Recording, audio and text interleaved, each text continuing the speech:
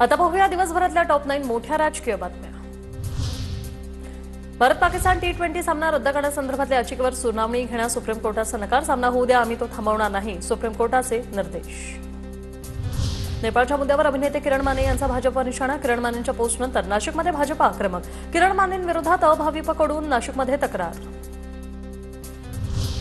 भारत पाक सामन्याविरोधात ठाकरेंची शिवसेना आक्रमक। महिला आघाडीचं रविवारी सिंदूर रक्षा आंदोलन। पंतप्रधान मोदींनी घराघरातून सिंदूर पाठवणार, संजय राऊतांची माहिती।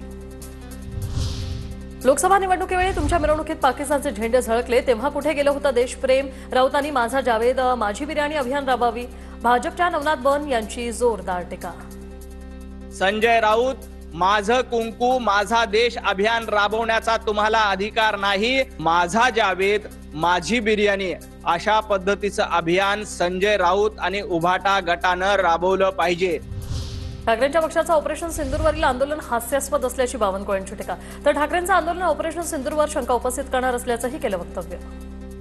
सिंदूर रक्षा आंदोलन करताना हास्यास्पद आहे। देशाच्या सैनिकांनी केलेलं सिंदूर सारखं ऑपरेशन महादेव यावर शंका उपस्थित करणार आहे। आम्हाला पुरावा दाखवा।